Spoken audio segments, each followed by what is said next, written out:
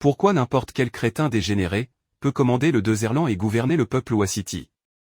Pourquoi des parias abjects accèdent facilement à la tête de cette contrée absurde?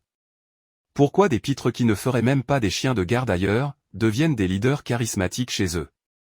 Pourquoi des personnes incultes deviennent des érudits, et des lâches deviennent des héros divinisés chez eux?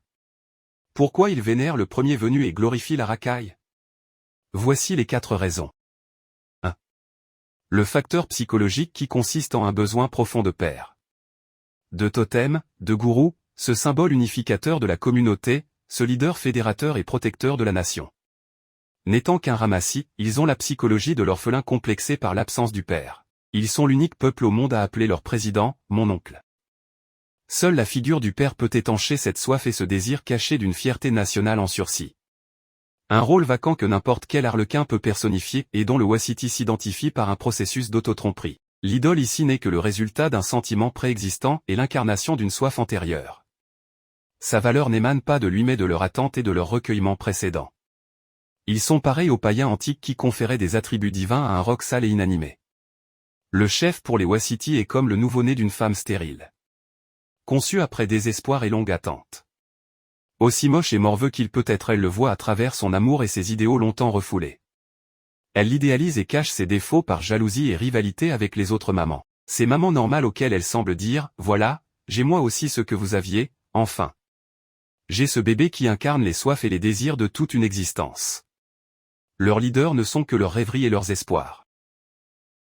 2. Un penchant criminel inné, qui constitue le fondement de leur personnalité collective. Ils ont cette culture de voyous qui adorent les hors-la-loi et les brigands, cet esprit revanchard, insolent et agressif enclin à la provocation de l'autre, la fanfaronnade et la rapine.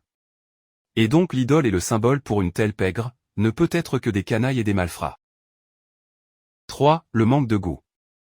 Ils souffrent du manque de goût, qui les empêche de distinguer le noble du vil. Le raffiné du grossier, le civilisé du rustre. Ils ont la manie de voir en la chose son contraire. Ainsi ils ont trouvé chez Boukarouba un regard qui a séduit Margaret Thatcher et lui a fait perdre la cervelle, et ils ont vu dans le discours de Tebboune devant une salle vide un discours historique sans précédent. 4. Le besoin de l'illusion. Le président du Dezerland est au peuple Ouassiti ce qu'est le masque pour le menteur ou le voleur. Ils savent qu'il est factice, faux et mensonger, mais il leur est utile pour cacher leur honte et leurs défauts. Comme l'acteur qui pour persuader le public il doit croire qu'il est le personnage. Les mensonges de leur président sont un oxygène pour eux. Sans ça ils seront en face de leur vraie image qu'ils ne supportent pas. Le peuple Ouassiti ressemble à la mal-aimée qui, pour survivre elle doit croire les mensonges du Don Juan. Ils ont besoin des histoires de la maman président pour s'endormir, ils le croient avant même qu'il ouvre la bouche, et si leur président était muet ils l'auraient applaudi sans qu'il remue les lèvres. Le plus le président ment, le plus il le croit. Le président pour eux n'est pas une fonction mais un besoin. Son rôle n'est pas de gérer ou réaliser un programme, mais juste d'exister, c'est pour ça qu'il ne rend jamais de compte quoi qu'il fasse.